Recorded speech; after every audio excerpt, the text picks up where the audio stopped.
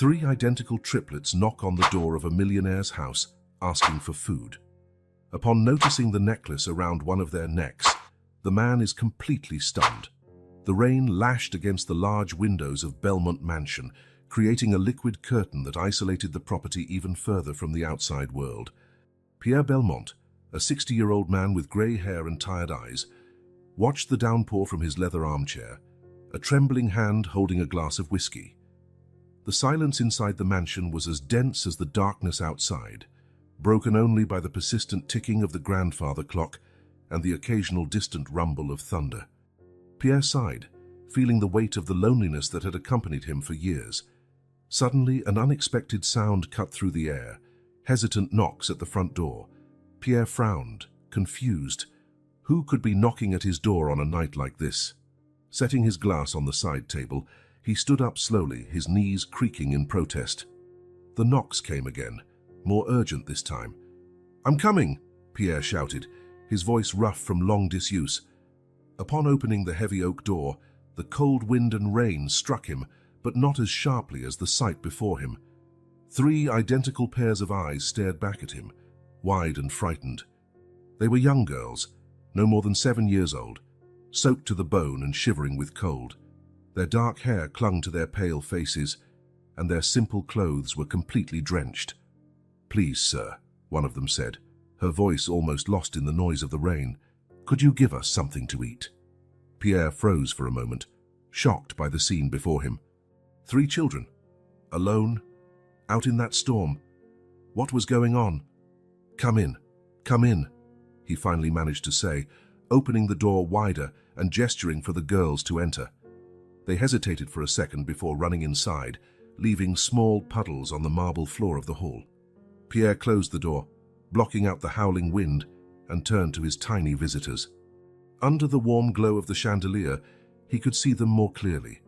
They were identical, triplets without a doubt, with dark eyes and delicate features that seemed strangely familiar. "You're soaked," he murmured, more to himself than to them. "Wait here, I'll get some towels." As Pierre walked toward the linen closet, his mind whirled. Where had these children come from? Where were their parents? And why, for heaven's sake, did they look so familiar? Returning with his arms full of thick towels, Pierre handed them to the girls. That's when something caught his attention, making his heart skip a beat. Hanging from one of the girls' necks, partially hidden by her soaked collar, was a locket. Not just any locket, but one Pierre knew all too well, one he had not seen in over 30 years. His hands began to shake, and he felt the blood drain from his face. The heart-shaped gold locket, engraved with small flowers, was identical to the one he had given Elise so many years ago. The same locket that had disappeared along with her on that fateful summer night. Where did you get that locket?" Pierre asked, his voice barely more than a whisper. The girls exchanged confused glances. The one wearing the locket held it protectively. "It belonged to our grandmother," she replied simply. "Mom gave it to us after Grandma died." Pierre felt as if the floor had vanished beneath his feet. Grandmother, mother. The carefully constructed world he had built over the last 3 decades began to crumble. What are your names?" he managed to ask, struggling to keep his composure. "I'm Sophie," said the girl with the locket. "These are my sisters, Claire and Anne." Pierre nodded mechanically, his mind a storm of questions and possibilities. Who were these children, really? What was their connection to Elise? And what did their sudden appearance mean for the carefully guarded isolation of Pierre's life? "You must be hungry," he finally said, forcing himself to act. "Come with me to the kitchen. We'll find something for you to eat." As he guided the triplets through the corridors of Belmont Mansion, Pierre felt the weight of the locket as if he were the one wearing it. Each step was a journey into the past, each glance at the girls a question without an answer.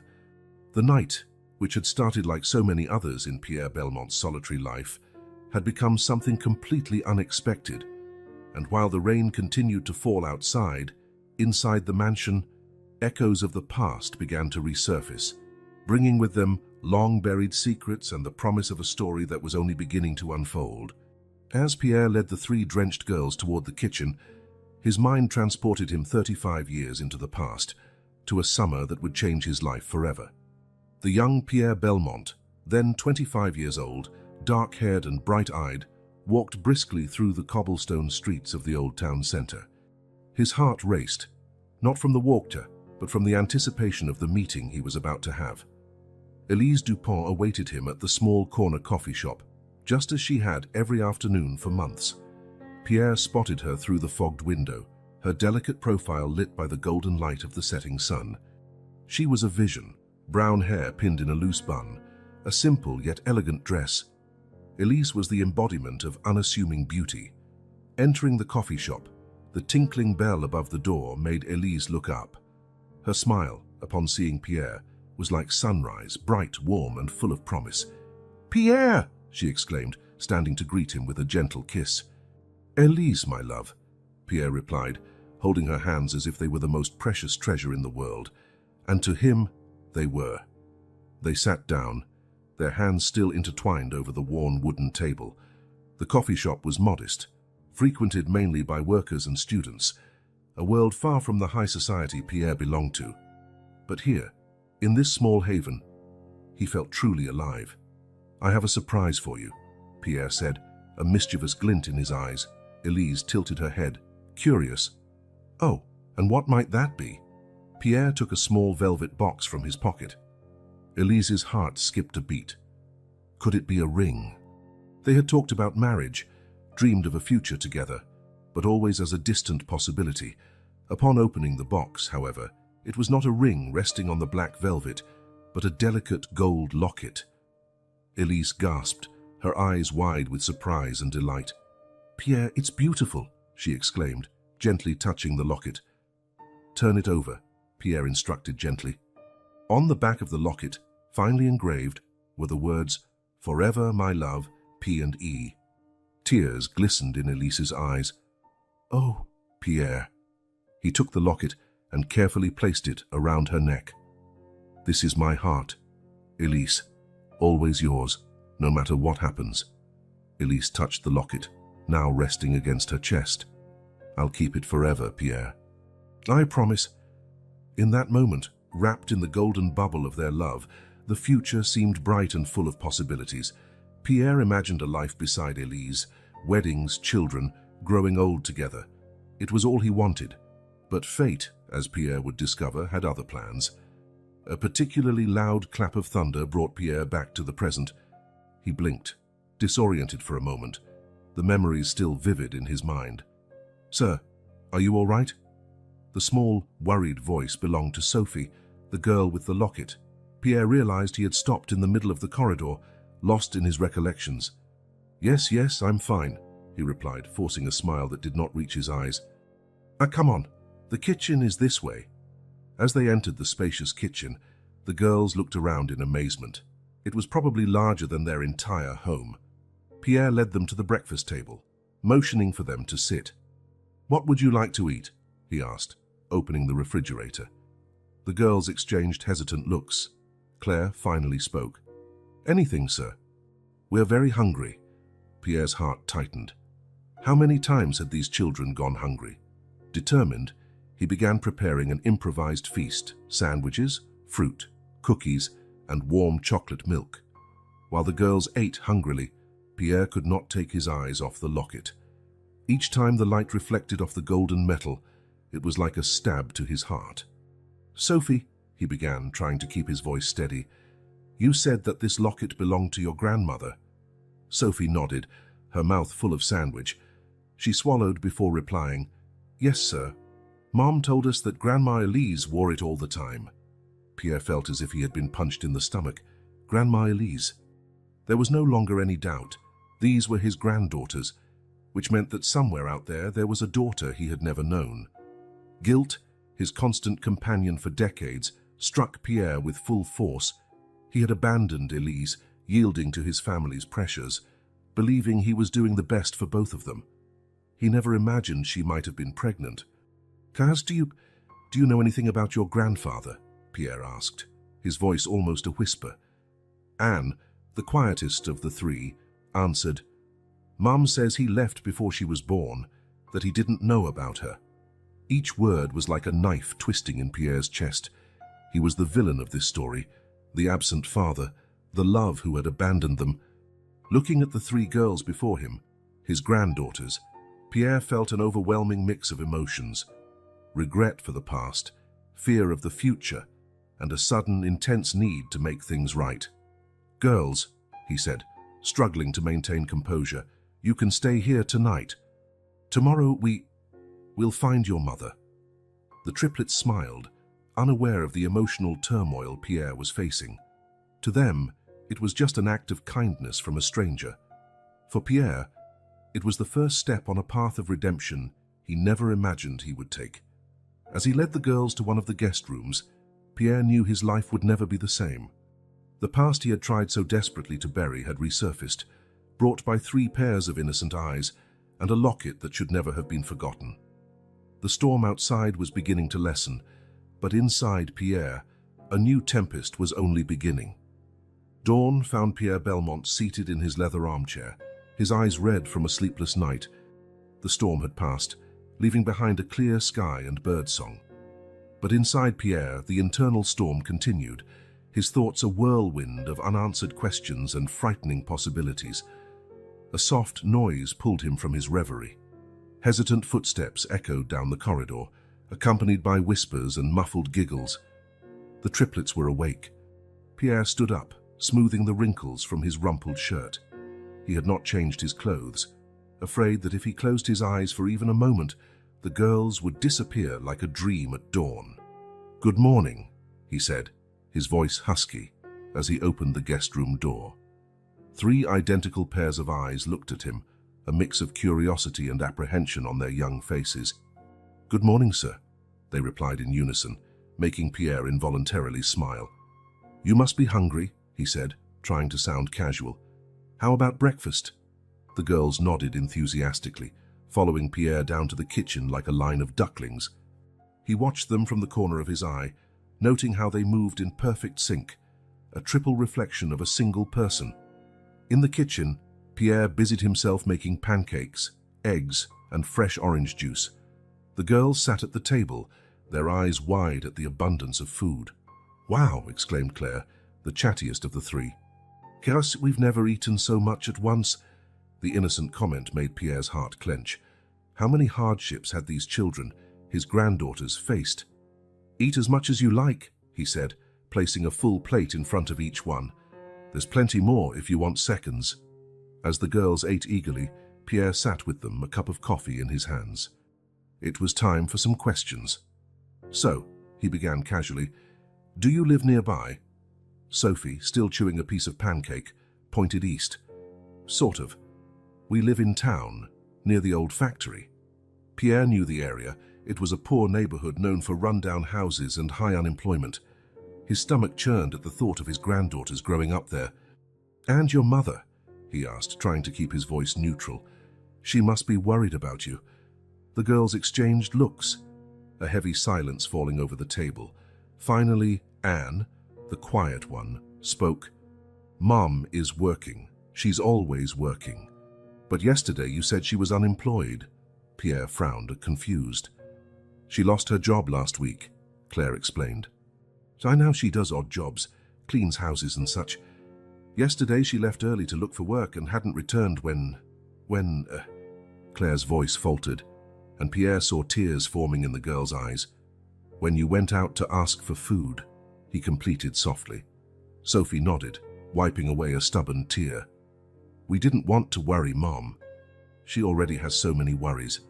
Pierre felt another wave of guilt wash over him.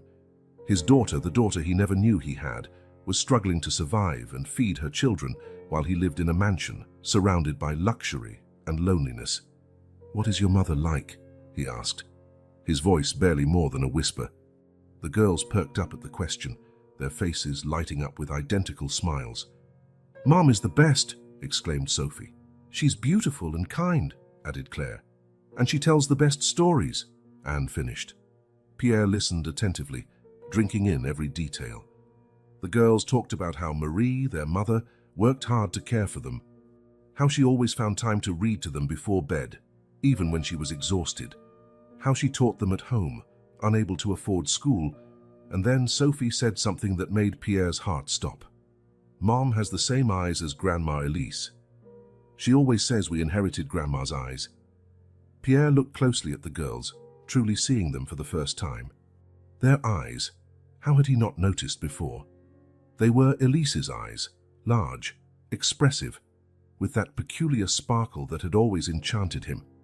Not just the eyes. Now that he paid attention, he could see Elise in every detail of the girls. The shape of their faces, their smiles, even the way Sophie tilted her head when thinking. Everything screamed Elise. You look so much like your grandmother," Pierre said, his voice trembling. The girls smiled, clearly proud of the comparison. "Mom always says that," said Claire. "She says we look exactly like Grandma Elise when she was young."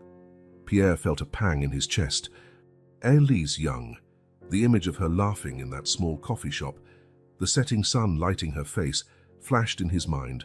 And now, decades later, here were three little versions of her, sitting at his table. "Your mother must miss your grandmother a lot," Pierre commented, trying to hide the emotion in his voice. Anne nodded solemnly. "Say sometimes we find Mom crying, looking at old photos. She says she misses Grandma every day." Pierre swallowed hard, fighting back his own tears. How many lives had he affected with his decision to leave? How many tears had been shed because of him? "Sir," Sophie's voice brought him back to the present. "Are you okay? You look sad?" Pierre forced a smile. "I'm fine, sweetheart. Just thinking." The girls exchanged looks on as if having a silent conversation. Finally, Claire spoke. "Sir, did you know our Grandma Elise?" The question, so innocent and direct, caught Pierre off guard. He looked at the three curious pairs of eyes in front of him, so much like Elise's, and knew he could not lie. "Yes," he answered softly. "I knew your grandmother a long time ago." The girl's eyes widened with excitement. "Really?" exclaimed Sophie. "What was she like? Mom always says she was the most wonderful person in the world." Pierre felt his heart break and rebuild in the same instant. "Your grandmother," he began, his voice filled with emotion, "was the most extraordinary person I've ever known. She was kind, brave, and had the most beautiful smile you can imagine." The triplets listened intently, absorbing every word. To them, these were just stories about a grandmother they had never met. For Pierre, it was the unfolding of a life filled with regrets and what-ifs. As the girls bombarded Pierre with more questions about Elise, he found himself caught between the past and the present, between guilt and hope. Looking at those three eager little faces, so like the woman he had loved and lost, Pierre knew his life was about to change forever. And for the first time in decades, he was ready to face that change head-on. Breakfast over, Pierre found himself facing a dilemma. The triplets were in the living room, fascinated by the large television, a luxury they clearly did not have at home. He could hear their laughter and cries of surprise as they watched a cartoon. Seizing the moment, Pierre made his way to his study. His heart pounded as he approached the place where he had stored the remnants of his past. The study was a sanctuary of mahogany and leather, the walls lined with books and heavy curtains blocking most of the daylight. Pierre closed the door behind him, feeling as if he were about to profane something sacred. With hesitant steps, he approached an old desk in the corner. His hands trembled slightly as he opened the bottom drawer, revealing a lacquered cedar box he had not touched in years. Pierre picked up the box reverently, as if handling a precious relic. In a sense, that was exactly what it was. He sat in his leather armchair, placing the box in his lap. For a long moment, he just looked at it, tracing the wood's details with his fingers. How many times had he sat like this, contemplating opening this box only to lose his courage at the last moment? But today was different. Today, he had no choice. With a deep sigh, Pierre opened the lid. The smell of old paper and faded perfume hit him like a wave, instantly transporting him back in time. Inside the box, carefully preserved, were the remnants of a life that could have been. Yellowed letters, movie tickets, a delicate handkerchief with the initials E.D. embroidered in the corner, and, at the bottom, wrapped in a piece of silk, a photograph. Pierre hesitated before taking it, as if fearing it might disintegrate at his touch. Finally, summoning courage, he removed it from its protective covering. The impact was immediate and overwhelming. Elise smiled at him from the photograph, her eyes shining with love and promises of a future that would never be. She was sitting on a park bench, the summer sun creating a golden halo around her brown hair. The locket, the same now worn by Sophie, gleamed on her chest. Pierre felt tears begin to form. Elise was so young, so full of life. This photo had been taken just weeks before everything fell apart, before family pressures and societal expectations tore them apart. As he stared at the image of his lost love, Pierre began to notice details he had forgotten over the years. The small mole near Elise's lip, the slight tilt of her head when she smiled, the mischievous sparkle in her eyes. And then, like a lightning bolt cutting through the sky, realization struck him. The girls, the triplets, they were the living image of Elise. Pierre looked from the photo to the closed study door, as if he could see through it to the children in the living room. How had he not realized before? The resemblance was undeniable, almost eerily precise. Sophie, with her radiant smile and curious eyes. Claire, with her animated chatter and expressive gestures. Anne, quiet and observant, always thoughtful. Each of them carried a piece of Elise, as if their grandmother had been divided into 3 perfect parts. Pierre's heart raced. If the girls resembled Elise so strongly, then their mother, Marie, the daughter he had never known, must resemble her too.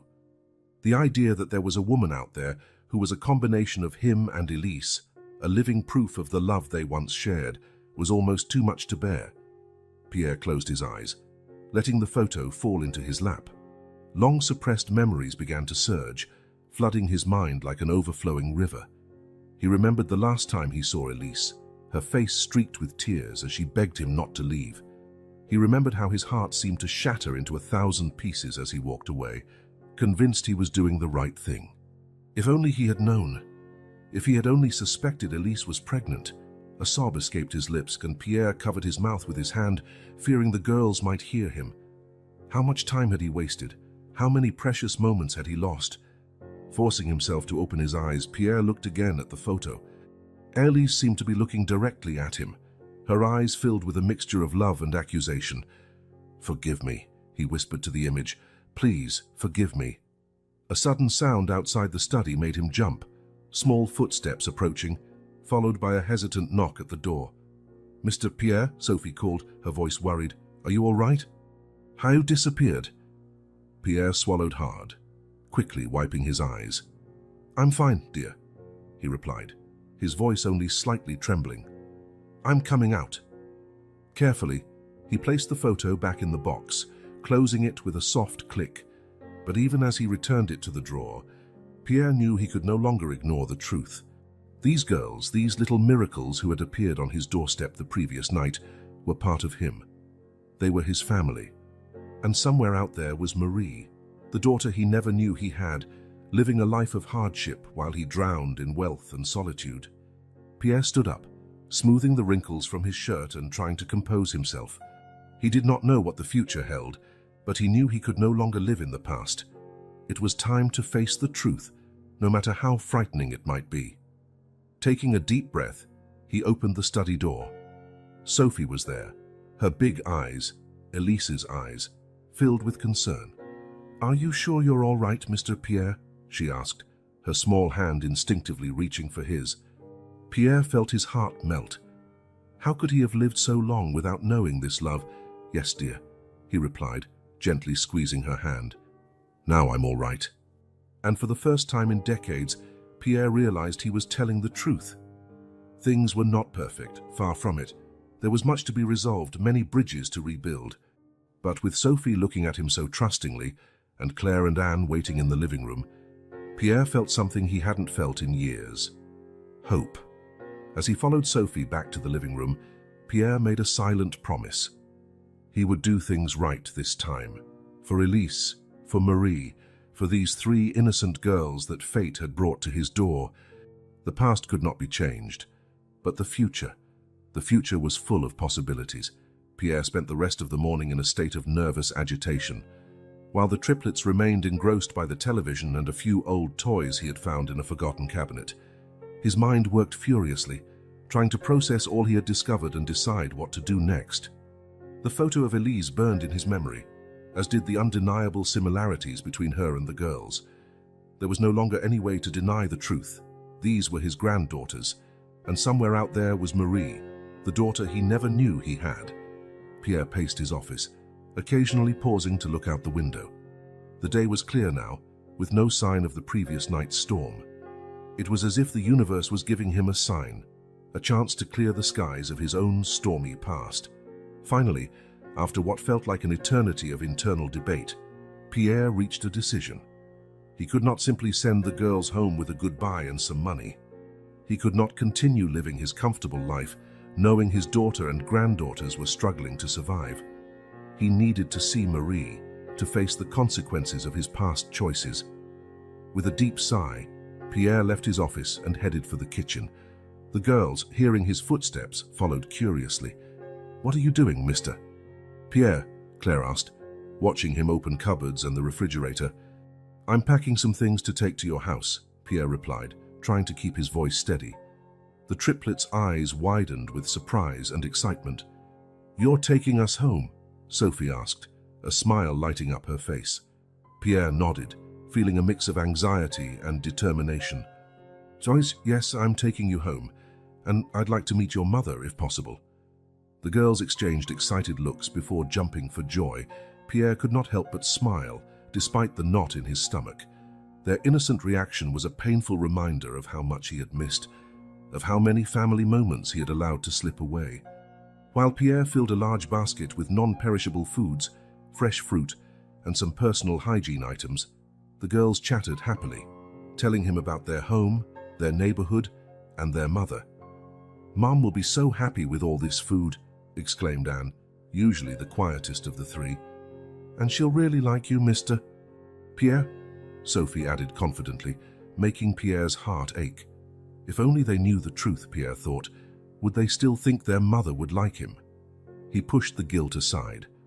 Now was not the time for self-reproach. He needed to focus on the present, on their immediate needs. With the basket prepared, Pierre turned to the girls. "All right, little ones. Do you think you can show me the way to your house?" The triplets nodded enthusiastically. "Of course we can," replied Claire. "We know the way by heart." Pierre could not help smiling at her expression. "Great. Let's get ready to go." As he helped the girls put on their shoes and comb their hair, Pierre felt a wave of emotion wash over him. These were simple, everyday gestures he had never performed before, gestures of a grandfather, a father, roles he had abandoned before knowing he would have them. Finally ready, they left the mansion. Pierre locked the door, feeling as if he were closing a chapter of his life. The mansion, for so long his refuge and his prison, now seemed strangely empty and unimportant compared to the three small lives waiting eagerly at his side. "Which way?" asked Pierre, adjusting the heavy basket in his arms. Sophie pointed to the left, toward the road that led to town. "That way, Mr. Pierre." "It's not too far, but it's a bit tiring to walk," Pierre nodded, starting down the indicated path. The girls surrounded him, Sophie and Claire on one side, Anne on the other, all looking at him with a mixture of admiration and expectation that made his heart ache. As they walked, Pierre could not help noticing how the scenery changed. The well-spaced mansions and manicured gardens gave way to more modest homes, then to apartment buildings, and finally to visibly poorer areas of town. The girls seemed oblivious to the deterioration around them, chattering excitedly about how happy their mother would be with the food they carried. Pierre, on the other hand, felt each change like a physical blow.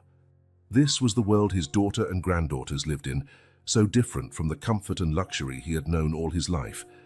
As they approached their destination, Pierre's heart began to race. What would he say to Marie? How would she react upon seeing him? Would she hate him for abandoning them?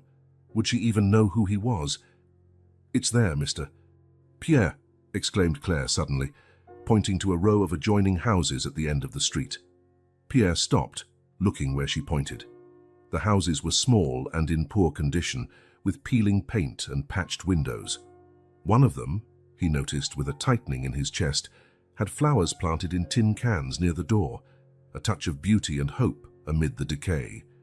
"The one with the flowers is ours," said Sophie. following Pierre's gaze. Mom loves flowers. She says they make everything look a little better.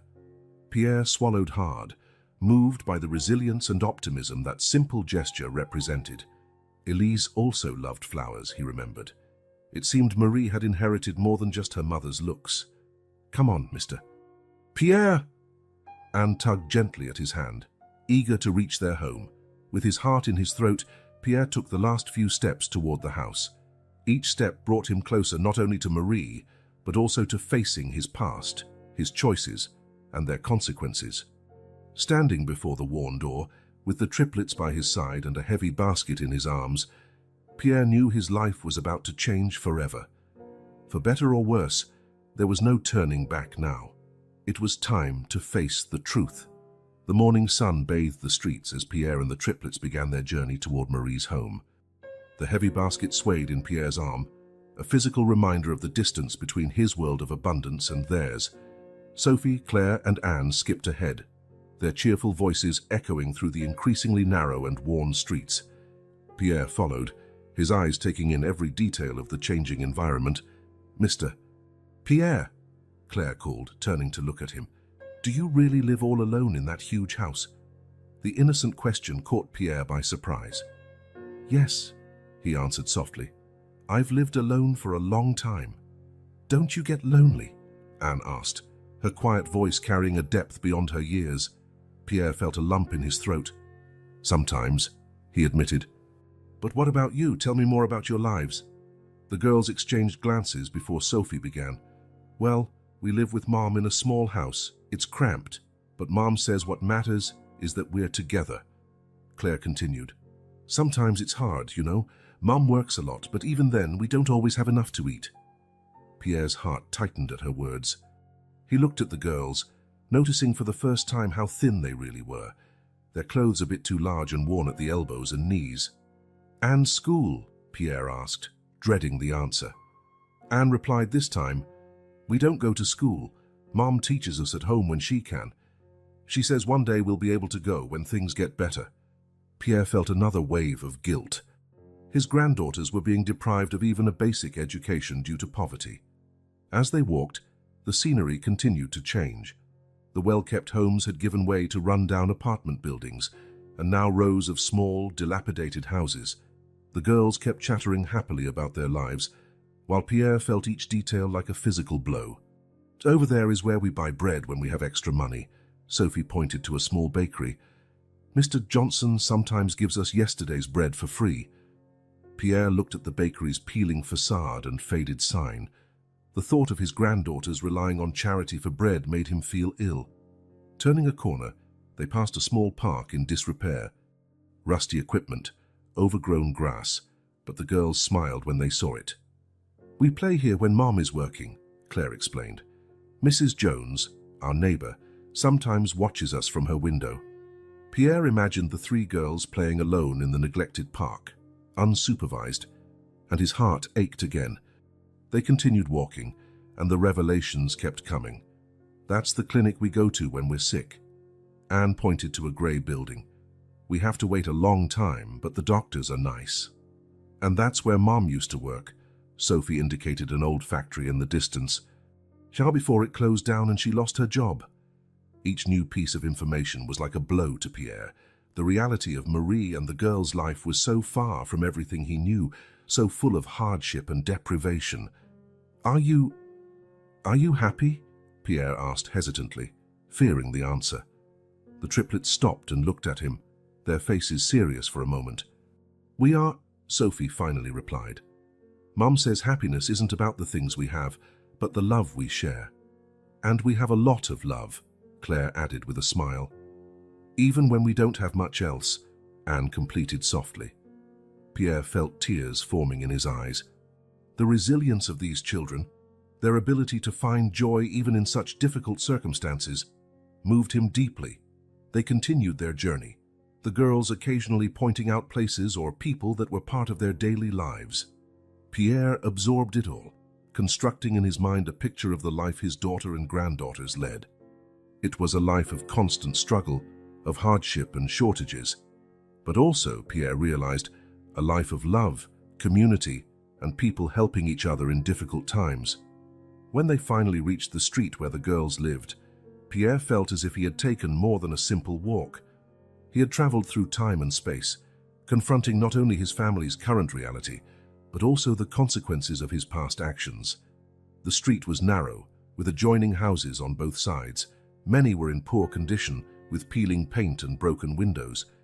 But here and there, Pierre noticed signs of care and pride: a freshly washed curtain, a small flower pot on a windowsill. "It's that one, Mr. Pierre," Claire exclaimed, pointing to one of the houses. Pierre looked at where she indicated. The house was small and visibly worn, but it had something different about it.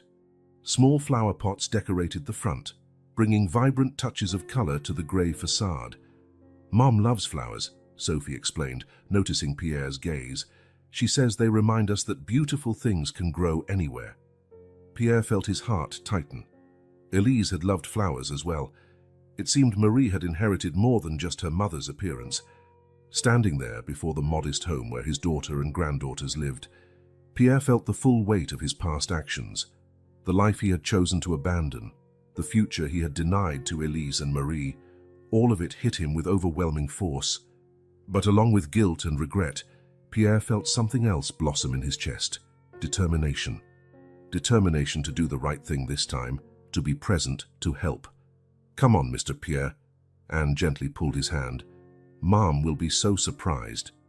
With his heart pounding, Pierre took the final steps toward the door. Each step led him not only closer to Marie, but also closer to facing his past and perhaps rewriting his future. Pierre stood before the small house, his heart hammering in his chest. The triplets, eager and excited, clustered around him, their little hands gently urging him toward the worn door. The house's facade silently bore witness to the hardships faced by its inhabitants. The once white paint had peeled in several places, revealing the grey plaster beneath. One of the front windows had a crack, patched clumsily with tape. The roof seemed in bad shape, with a few missing or dislodged shingles. Yet amid all this wear, there were unmistakable signs of care and love. Small pots of flowers, arranged carefully along the narrow entryway, brought splashes of vibrant color to the dreary scene. A worn but clean doormat lay before the door, inviting visitors to wipe their feet before entering. "Come on, Mr. Pierre," exclaimed Sophie, tugging at his sleeve. "Mom will be so happy with all this food." Pierre swallowed, adjusting the heavy basket in his arms. The reality of the situation hit him with full force. This was his daughter's home, the place his granddaughters called their own. A world so far removed from his wealth and comfort that it seemed to belong to a different universe. Claire, impatient, ran ahead and knocked on the door. "Mom! Mom! We're home!" she shouted, her voice full of excitement. For a moment, there was silence. Then hurried footsteps could be heard inside, followed by the sound of several locks being opened. Pierre felt his heart leap into his throat. This was the moment. He was about to see his daughter for the first time. The door opened, revealing a young woman, not much taller than the girls. Her brown hair was tied in a messy bun, and she wore simple, worn clothes. But it was her eyes that captured Pierre's attention. The same eyes he had loved in Elise, now looking at him with a mix of surprise and mistrust. "Girls, where were you?" "I was so worried," Marie exclaimed, crouching down to hug the triplets. Then, raising her eyes to Pierre, she asked cautiously, "Who are you?" Pierre opened his mouth to answer, but the words stuck in his throat. How could he explain? How could he begin to tell the story that had brought them to this moment? Fortunately, Sophie intervened. "This is Mr. Pierre, Mom. He helped us when we were hungry last night. And look, he brought food for us." Marie looked from the basket in Pierre's arms to his face, her expression a mixture of gratitude and suspicion. "That's very kind of you, sir. But you didn't have to go to the trouble of bringing them back. I would have gone looking for them." Pierre finally found his voice. "It was no trouble at all, Mrs. Marie," he said, almost stumbling over her name. I wanted to make sure they got home safely." Marie nodded slowly, still clearly uncertain about the situation. "Well, thank you. Please, come in. The least I can do is offer you a cup of tea." She opened the door wider, allowing Pierre to enter.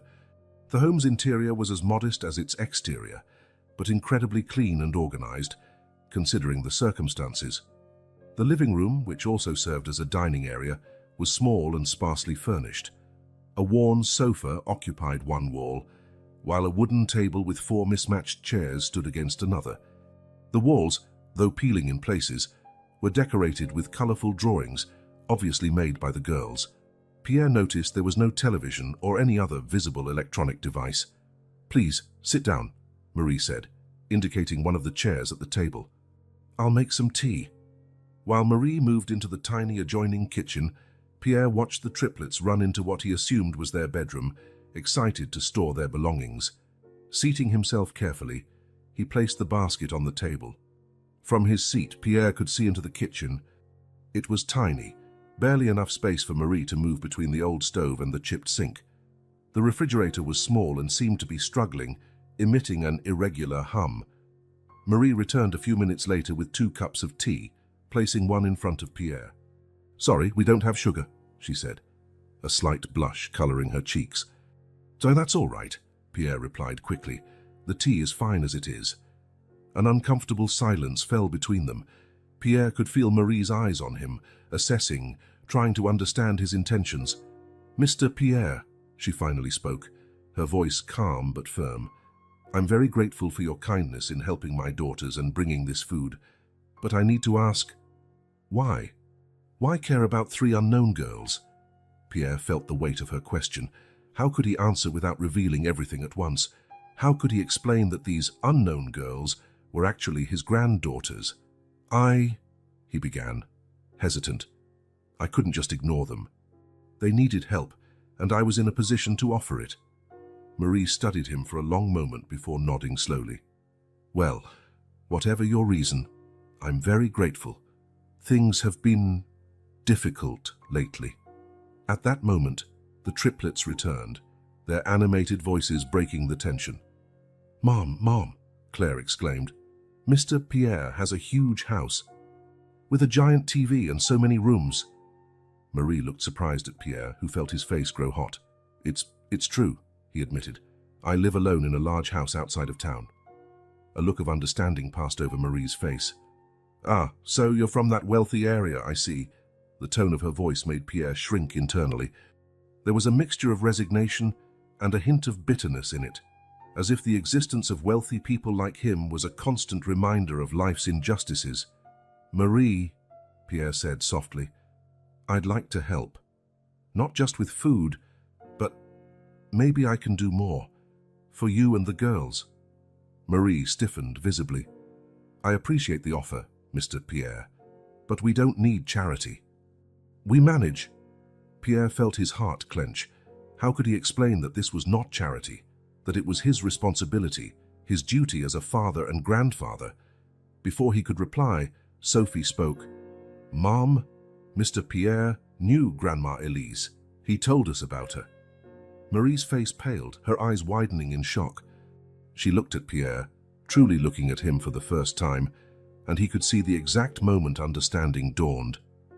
"You," she whispered, her voice trembling slightly. "Who are you really?" Pierre took a deep breath, knowing the time had come for the truth. "Marie," he said gently, "there's a lot we need to talk about. About the past, about Elise, and about us." The silence that followed was deafening, loaded with decades of unspoken secrets and unanswered questions. The small, humble living room suddenly seemed to contain the weight of the world, as father and daughter faced each other, on the brink of a revelation that would change their lives forever. The silence after Pierre's statement was palpable, heavy with decades of hidden truths and unasked questions. Marie stood motionless, her eyes fixed on Pierre, a myriad of emotions racing across her face: shock, confusion, anger, and finally, a calculated caution. "Girls," Marie said softly, without taking her eyes off Pierre, "why don't you go play in your room for a while? Mommy needs to talk to Mr. Pierre in private." The triplets, sensing the tension, exchanged worried glances before silently obeying, leaving the small living room. Once the children were out of sight, Marie rose slowly, her movements deliberate and controlled. She walked to the window, looking outside for a moment before turning to face Pierre again. Who are you?" she asked, her voice low but firm. "And what do you know about my mother?" Pierre swallowed hard, feeling the weight of his next words. "Marie, I knew your mother many years ago. We were very close." Marie crossed her arms, her posture defensive. "Close how?" "My mother never mentioned anyone named Pierre." Pierre felt a stab of pain at these words, but he pressed on. "We loved each other, Marie. We were young and circumstances tore us apart." As he spoke, Pierre could not help noticing the similarities between Marie and Elise. The same delicate bearing, the same determination in her eyes, even the way she tilted her head slightly when listening. Everything reminded him of Elise. It was as if past and present were merging before his eyes. Marie, for her part, studied Pierre intensely, her eyes scanning every detail of his face as if searching for something familiar, something that could confirm or deny his words. "If you loved each other so much," Marie said finally, her voice trembling with contained emotion, "why did you leave her? Why did you leave both of us?" The question hit Pierre like a punch in the stomach. He closed his eyes for a moment, fighting the wave of guilt and regret that threatened to overwhelm him. "I didn't know, Marie," he said softly. "I didn't know Elise was pregnant when I left. If I had known—" "If you had known what?" Marie interrupted, her voice rising slightly. "Would you have stayed? Would you have supported us? Or would you have run away anyway like so many others do?" Pierre stood up, taking a step toward Marie, but she instinctively backed away. He stopped, respecting her need for space. "I would have stayed," he said firmly. "I would have faced everything and everyone to stay with Elise, with you." Marie let out a bitter laugh. "Nice words from someone who disappeared for 30 years. "I looked for her, Marie," Pierre insisted. "For years I searched. But Elise, she vanished completely, moved away, changed her name maybe. I never knew about you until yesterday." Marie stared at him, distrust still evident in her eyes. "And now? What do you want now, after all this time?" Pierre felt his heart tighten. What did he want? Redemption? A chance to right past wrongs? A family? "I want to know you, Marie," he said finally. "I want to know my granddaughters. I want to try to make up for the lost years if you'll let me." Marie remained silent for a long moment, her eyes never leaving Pierre's. He could see the internal struggle behind those eyes, years of pain and resentment battling with new information and possibilities. "How can I believe you?" Marie asked at last, her voice barely a whisper. "How can I trust that you won't just disappear again?" Pierre took a step forward, and this time Marie did not back away. "I know words aren't enough, Marie. I know I don't deserve your trust, yet. But I'm willing to prove, day after day, that I'm here to stay, if you'll give me that chance." Marie studied him a moment longer, before nodding slowly. "I'm not promising anything," she said, "but maybe we can talk more, for the girl's sake, if nothing else." Pierre felt a wave of relief wash over him. It wasn't forgiveness, nor full acceptance, but it was a start he wasn't sure he deserved, but for which he was profoundly grateful. "Thank you, Marie," he said softly. "It's more than I deserve." Marie nodded again, then called the girls back. When the triplets returned, their faces anxious and curious, Marie forced a smile. "Girls," she said, "Mr. Pierre will stay for dinner tonight. He has some stories to tell us about Grandma Elise." The girls squealed with delight, surrounding Pierre with excited questions. Marie watched them with a mixture of caution and something that might have been hope. Pierre, for his part, looked at Marie over the children's heads, a silent understanding passing between them. The road ahead would be difficult, full of painful conversations and long-buried truths. But there, in that small, humble living room, surrounded by the innocent smiles of his granddaughters and Marie's cautious gaze, Pierre felt something he hadn't felt in decades, the possibility of a new beginning. The night that followed would be just the first step on a long journey of reconciliation and discovery. A journey that, Pierre silently vowed, he would not abandon this time, no matter how difficult it might become. Night fell softly over the small house, casting long shadows across the modest living room. Pierre, Marie, and the triplets sat around the kitchen table, the remains of a simple meal still visible on their plates. The air was charged with unresolved tension, occasionally punctuated by the girls' innocent questions. Marie fiddled absently with the locket around her neck, the same one Pierre had given Elise so many years ago. Her eyes met Pierre's briefly before she looked away again. "Mr. Pierre," Sophie asked, breaking the silence, "you said you knew Grandma Elise. What was she like when she was young?" Pierre felt a knot in his throat. He looked at Marie, seeking silent permission to answer. She gave a barely perceptible nod. "Well," he began, his voice gentle with remembrance, "your grandmother she was extraordinary. She had the brightest smile I've ever seen, and a laugh that could light up an entire room." The girls listened, fascinated, while Marie kept her eyes lowered, her face a mask of controlled emotion. "She loved flowers," Pierre continued. "She always said they reminded everyone that beauty could bloom anywhere." Marie raised her head abruptly. "Mum used to say that," she murmured. More to herself than to the others, Pierre nodded, a sad smile on his lips. She was wise beyond her years. "Mum," Claire interrupted, "why didn't Grandma Elise ever talk about Mr. Pierre?" The silence that followed was heavy. Marie closed her eyes for a moment, as if gathering strength. "Sometimes, darling," she finally replied, "adults keep secrets to protect the ones they love." Pierre felt the weight of those words. How many secrets had been kept over the years? How much damage had been caused by silence? "Marie," he said softly, "I'm sorry you had to face everything alone. If I had known—" Marie cut him off with a brusque gesture. "It doesn't matter now, does it? What's done is done." The girls looked from one adult to the other, sensing the tension, but not fully understanding its origin. "Mom," Anne asked timidly, "is Mr. Pierre our grandfather?" The silence that followed was deafening. Marie looked at Pierre, a mixture of fear and resignation in her eyes. "It's complicated, dear," Marie finally answered. Pierre felt his heart clench. He wanted to shout yes, he was their grandfather, that he wanted to be part of their lives, but he knew he did not have the right, not yet. "Girls," Marie said, her voice firm despite her evident emotion, "it's getting late. Why don't you go get ready for bed? I'll come in a minute to read you a story." The triplets protested briefly, but obeyed, leaving the adults alone in the quiet kitchen. As soon as the children were gone, Marie stood abruptly, beginning to clear the table with brisk movements. "Marie," Pierre began hesitantly, "I know there is so much we need to discuss. About the past, about Elise."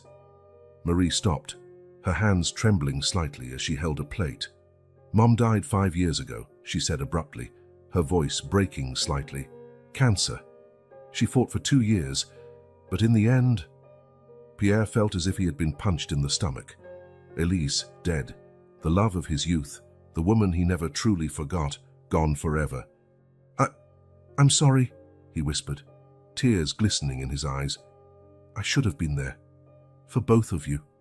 Marie turned to face him, decades of pain and resentment evident in her face. "Yes, you should have. But you weren't. And now it's too late for some things."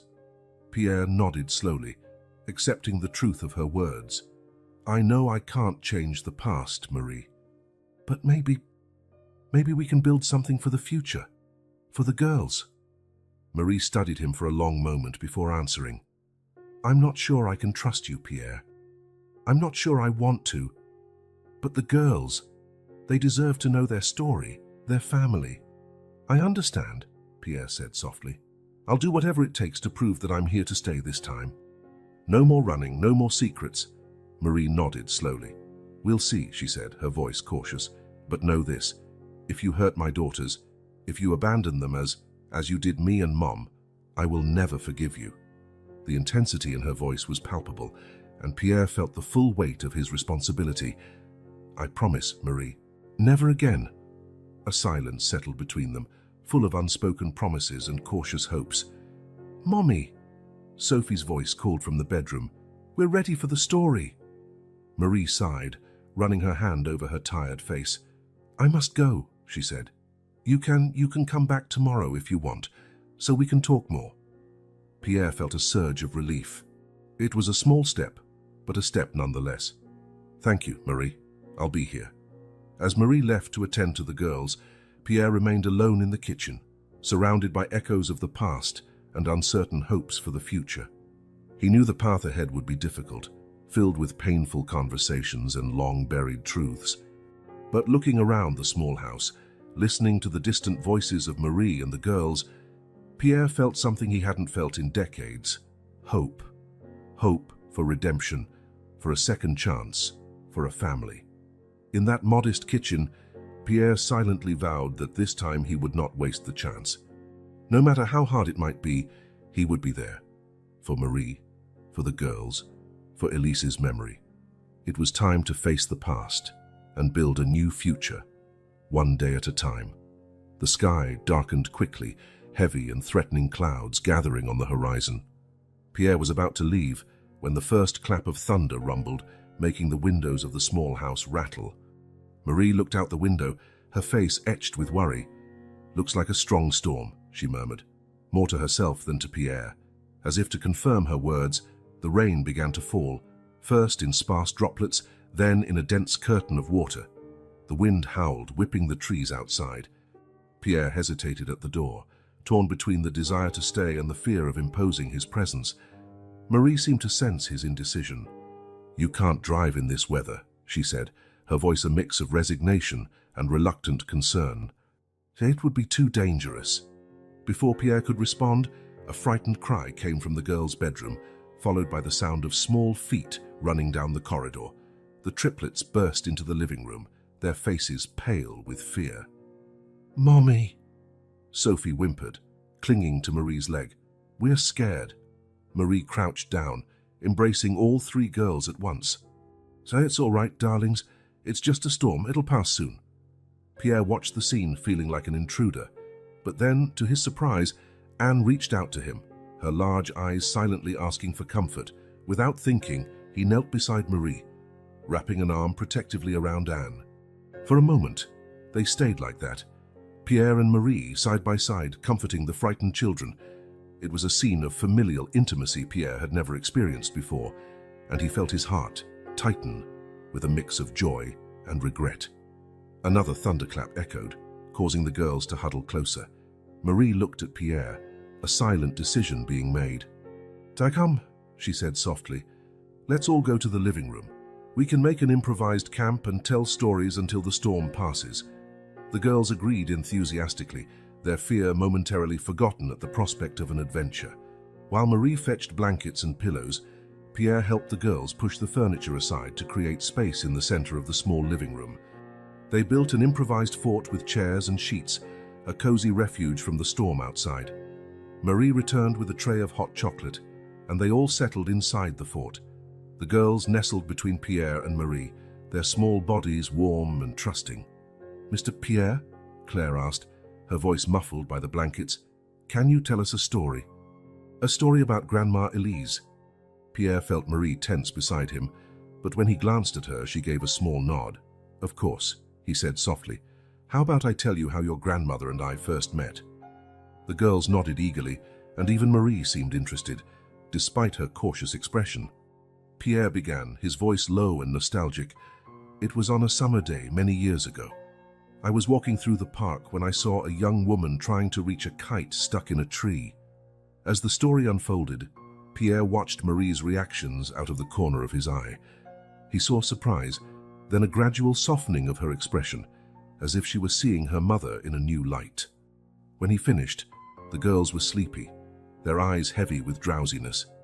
Marie helped them settle down, covering them with care. With the children asleep, an uncomfortable silence fell between Pierre and Marie. The storm still raged outside, creating a bubble of isolation around them. "You really loved her, didn't you?" Marie asked finally, her voice barely a whisper. Pierre nodded, tears forming in his eyes. "More than anything, leaving her was the greatest mistake of my life." Marie studied him for a long moment. "Then why did you leave? What could have been so important?" Pierre closed his eyes, the pain of memory still fresh after all these years. "My family, they didn't approve. They threatened to destroy Elise's life if I didn't leave her. I was young and foolish. I thought I was protecting her. Marie let out a bitter laugh. Protecting her? You left her pregnant and alone. I didn't know, Pierre insisted. His voice choked. Almost if I had known, God, if I had known, I would have faced the whole world for both of you. Silence fell again, broken only by the soft snores of the sleeping girls and the distant roar of thunder. She never stopped loving you, you know, Marie said at last, her voice so low Pierre could barely hear. Even after all those years, even after everything, she still looked at that locket with such tenderness. Pierre felt his heart shatter. I searched for her, Marie, for years, but she had disappeared completely. Marie nodded slowly. She changed our names, moved away. She said it was to protect us, but I think part of her still hoped you would find us one day. Tears now ran freely down Pierre's face. I'm so sorry, he whispered. I'm sorry I wasn't strong enough, that I didn't fight harder. Marie looked at him, her own eyes shining with tears not shed. I can't promise I can ever fully forgive you, Pierre. There are too many years of pain and abandonment to overcome, but maybe we can try, for the girls, for Mum's memory. Pierre felt a surge of hope flood his chest. That's all I ask, Marie, a chance to do things right this time. At that moment, Sophie stirred in her sleep, mumbling something unintelligible. Instinctively, both Pierre and Marie moved to comfort her, their hands briefly touching over the girl's shoulder. They looked at each other, surprised by the intimacy of the moment. For an instant, they were not strangers connected by a complicated past, but simply two parents caring for their family. The storm outside began to subside, the thunder's roar turning into a distant murmur. Inside the small fort, surrounded by 3 sleeping children, Pierre and Marie felt something shift between them. It wasn't forgiveness, not yet, but it was a beginning, a chance to heal old wounds and maybe build something new from the ruins of the past. As the night wore on, they remained awake, speaking in whispers about the lost years, about Elise, about their hopes and fears for the future. And when the sun finally began to rise, bringing with it the promise of a new day, Pierre and Marie found themselves looking toward the future with cautious optimism. The storm had passed, both literally and metaphorically, leaving in its wake the possibility of a new beginning. Morning arrived quietly, the storm of the previous night leaving behind only a few puddles of water and a surprisingly clear sky. Pierre and Marie sat at the kitchen table, steaming cups of coffee between them. The triplets still slept in the makeshift camp in the living room, exhausted after the eventful night. The silence between the two adults was heavy, filled with unasked questions and truths long suppressed. Marie finally broke it, her voice low and hesitant. My mother, Elise, she was incredible, you know? Marie began, her eyes fixed on the cup before her. Strong, determined, she faced so many hardships, but she never lost hope. Pierre nodded silently, afraid to interrupt, afraid to break this fragile moment of openness. Marie continued, a small smile playing on her lips. She worked 2 jobs to support us, but she always found time to read to me before bed. She said education was the key to a better future. That sounds like Elise, Pierre murmured, his voice thick with emotion. She was always so dedicated, so passionate about learning. Marie looked at him, a mixture of curiosity and caution in her eyes. What was she like when you were together? Pierre closed his eyes for a moment, letting memories wash over him. She was light, pure light, intelligent, funny, full of life. She had this way of looking at the world as if every day was a new adventure. Marie absorbed his words, comparing them with her own childhood memories. She kept that light, you know, even in the hardest times. But sometimes I caught her looking at the horizon with such sadness in her eyes. Pierre's heart clenched at these words. The idea of Elise suffering, carrying so much pain over the years, was almost unbearable. Marie, he began hesitantly, there's something you need to know. Something about how Elise and I parted. Marie straightened, her posture turning defensive. What do you mean? Pierre took a deep breath, preparing to reveal the truth that had tormented him for decades. Elise, she left without explanation, One day we were planning our future, and the next she was gone, without a word, without a note. Nothing. Marie stared at him, shock and disbelief clear on her face. No, that can't be right. Mom told me a completely different story. What story? Pierre asked gently, fearing the answer. Marie stood abruptly, walking to the window. When she turned to face him again, her eyes shone with contained tears. Mom always said your family didn't accept her, Marie began, her voice trembling with emotion. That they did everything to separate you. She said she fought, that you both fought, but in the end... Pierre felt the ground vanish beneath his feet. In the end what, Marie? Marie met his eyes directly, her voice firm despite the tears now rolling freely down her cheeks. In the end, she found out she was pregnant and decided to leave to protect me, to protect both of us. The silence that followed was deafening. Pierre felt as if he had been punched in the gut, all air leaving his lungs. He stood, unsteady, leaning on the table for support. Pregnant? He whispered, his voice barely audible. She was pregnant when she left. Marie nodded slowly, watching the emotions cross Pierre's face. Shock, pain, regret. You didn't know, she said. It wasn't a question. Pierre shook his head, unable to speak. His mind reeled, replaying those last days with Elise, searching desperately for signs he might have missed. I never knew, he finally managed to say. If I had known, God, Marie, if I had known, I would have moved heaven and earth to find her, to find both of you. Marie studied him intently, seeing the genuine anguish in his eyes. But your family, they wouldn't have accepted, would they? Pierre ran a hand over his face, frustration evident in every line of his body. My family was complicated, yes. They didn't approve of Elise, thought she wasn't suitable. But I would have faced them all if I knew there was a baby on the way, our baby. Silence enveloped them again, both lost in thoughts, in what-ifs and lost possibilities. Why didn't she tell me? Pierre murmured, more to himself than to Marie. Why just leave without a word? Marie sighed, sitting down again. I think she was afraid. Afraid of what your family could do, afraid of ruining your future. Mom, she always put others first. Pierre nodded slowly, recognizing the truth in her words. It was exactly the kind of thing Elise would do, sacrifice her own happiness for what she believed was best for others. We both made mistakes, Pierre said softly. I should have fought harder, should have searched longer. And Elise, she should have trusted me, should have given me a chance to be there for both of you. Marie watched him for a long moment before speaking. I guess there's much more to this story than either of us knew. Mom, she only told me her version. And you only had yours. Pierre met Marie's eyes, seeing his own pain and confusion reflected there. It seems we were all trapped in our own version of the truth, weren't we? Marie nodded slowly, like pieces of a larger puzzle. Each of us had only one part of the full picture. At that moment, the sound of children's laughter came from the living room, breaking the tension. The triplets were awake, oblivious to the drama unfolding in the kitchen. Pierre and Marie exchanged a look, a silent understanding passing between them.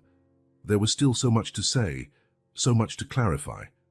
But for now, they had 3 girls waiting for them, 3 innocents who deserved to know their complete story, free of the shadows of past misunderstandings. I think we have a lot to talk about, Marie said, standing up. But for now, let's take care of the girls, Pierre completed, a small smile forming on his lips.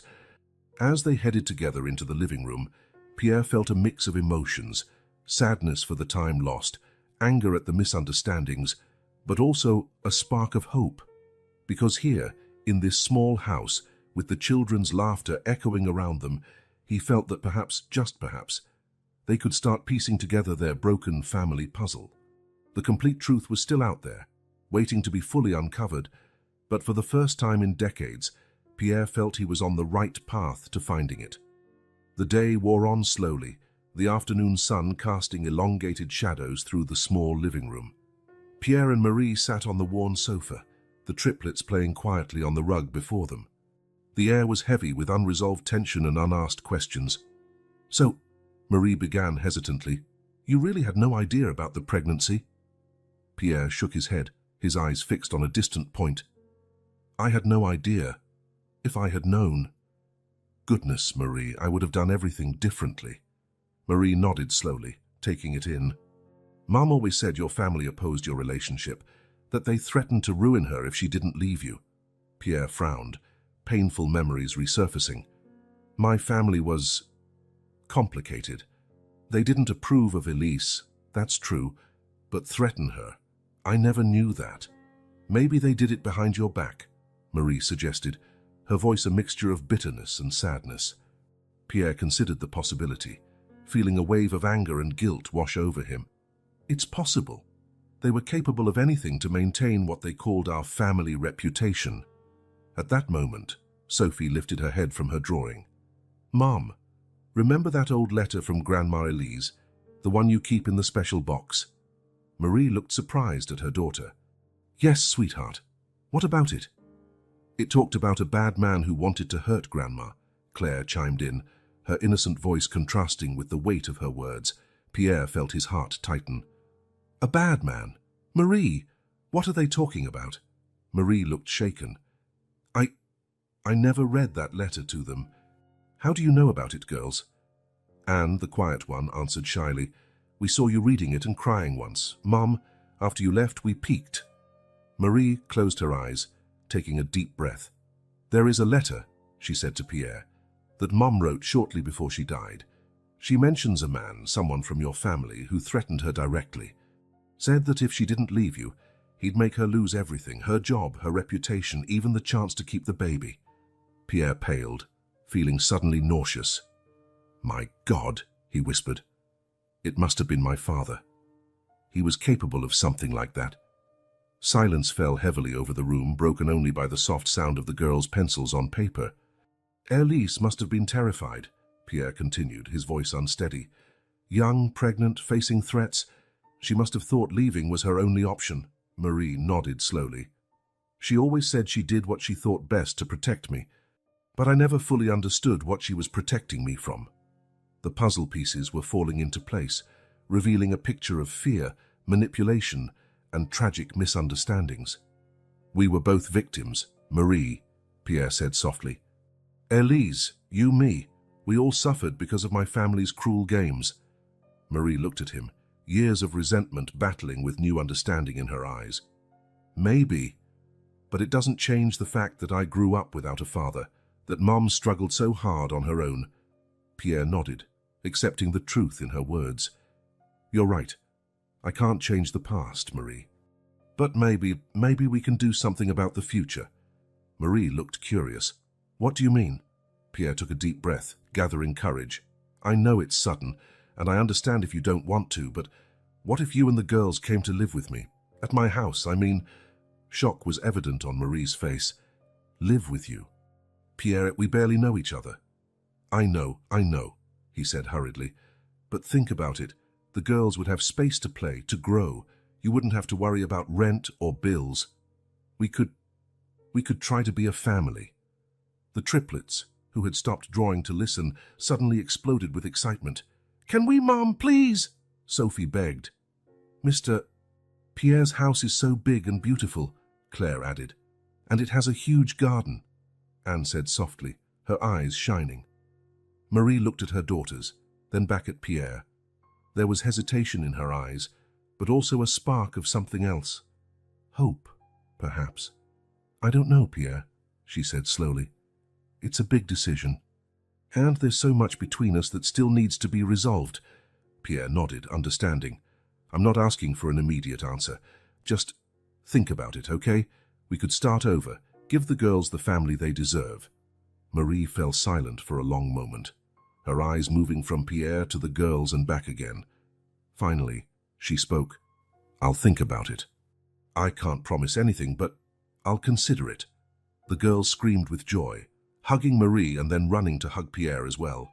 He received them in his arms, feeling a wave of emotion wash over him. As the triplets returned excitedly to their drawings, now filled with images of big houses and colorful gardens, Pierre and Marie exchanged a look. There was still so much to say, so much to resolve, but for the first time, there seemed to be a way forward, a chance to heal old wounds and build something new. Thank you, Marie said softly. for wanting to do this right. Pierre smiled gently. It's the least I can do. For you, for Elise, and for myself as well. As the sun began to set outside, casting a golden glow over the small room, Pierre felt a peace he hadn't experienced in years. The past was still there, with all its complications and pain. But now, finally, there was also the promise of a future he hoped they could build together, as the family they always should have been. The weeks following the storm passed in a whirlwind of activity and emotion.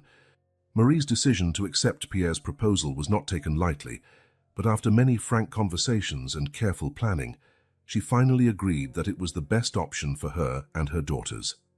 The day of the move dawned bright and clear, as if the sky itself were celebrating this new chapter in their lives. Pierre arrived early to help, his heart beating with a mix of anxiety and hope. "Are you ready?" he asked softly, watching Marie make one last inspection of the small house that had been their home for so long. Marie nodded, her eyes bright with unshed tears. "Yes, I think so. It's a big step." Pierre placed a reassuring hand on her shoulder. "We'll do it together, one day at a time." The triplets, on the other hand, could barely contain their excitement. They ran back and forth, carrying their little backpacks filled with personal treasures, chattering animatedly about their new rooms and all the adventures awaiting them. The ride to the mansion was filled with the girls' voices, pointing out every new sight along the way. Marie remained silent, her hand gripping the locket that once belonged to Elise. When they finally arrived, their reactions were varied and moving to witness. Sophie, Claire, and Anne gaped at the grandeur of Belmont Mansion, their eyes wide with amazement. "It's like a fairy tale castle," Claire exclaimed, her voice echoing in the grand entrance hall. Marie, however, looked almost intimidated by the opulence. Noticing her discomfort, Pierre quickly guided them toward the wing he had prepared especially for them. "I hope you like it," he said, a hint of nervousness in his voice as he opened the doors. "I tried to make it as welcoming as possible." The space that was revealed was a perfect blend of elegance and comfort. Pierre had made an effort to create an environment both luxurious and homey.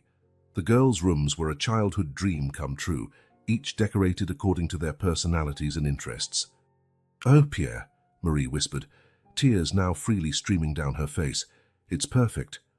The following weeks were a period of adaptation and discovery for everyone. The triplets explored every corner of the mansion and its extensive gardens with tireless enthusiasm. The swimming pool, in particular, quickly became their favorite spot. Determined to enjoy every moment with his newly found granddaughters, Pierre took it upon himself to teach them how to swim. These lessons quickly became the highlight of the day for all involved.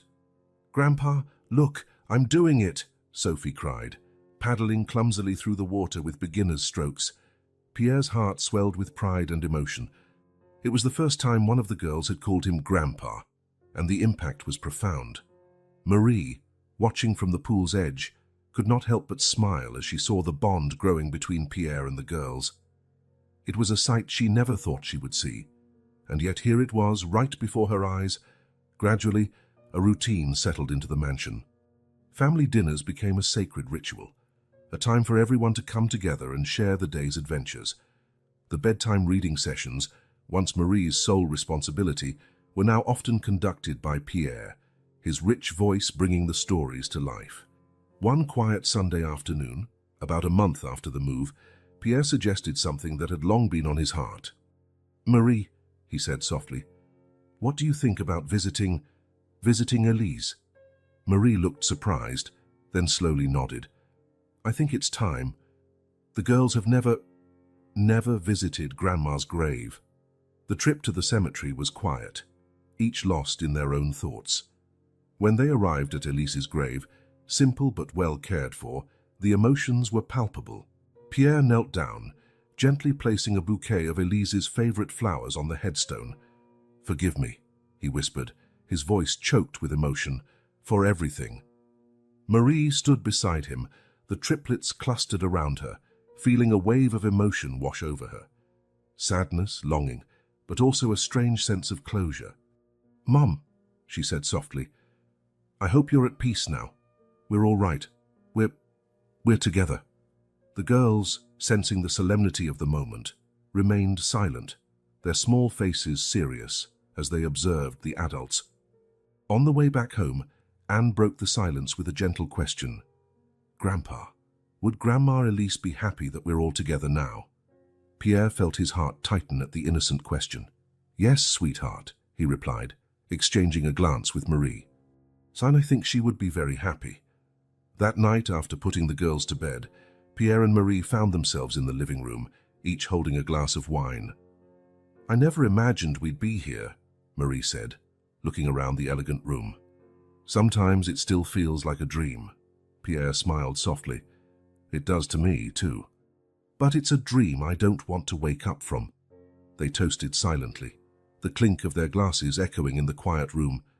"What does the future hold for us, Pierre?" Marie asked, a mixture of hope and apprehension in her voice. Pierre considered her question for a moment before replying, "I don't know exactly, Marie. But I know that whatever it is, we'll face it together, as a family." Marie nodded, a slow smile spreading across her face. "As a family," she repeated, the words carrying the weight of a promise. Later, when everyone had retired, Pierre found himself standing before the large window of his study, Elise's locket in his hands. He turned it gently, the engraved words gleaming in the moonlight. "Forever, my love." Pierre smiled, feeling a peace he had not felt in decades. He looked up at the starry sky, wondering if Elise was out there somewhere, watching. "Thank you," he whispered to the night. "Thank you for this second chance." With one last look at the locket, Pierre placed it carefully back in its box. Tomorrow would be a new day, full of possibilities and the promise of precious moments with his newly reunited family. As he made his way to bed, Pierre felt his heart lighten. The past, with all its pains and misunderstandings, could finally rest. The future, bright and filled with hope, awaited them. And for the first time in a very long time, Pierre could hardly wait to see what tomorrow would bring.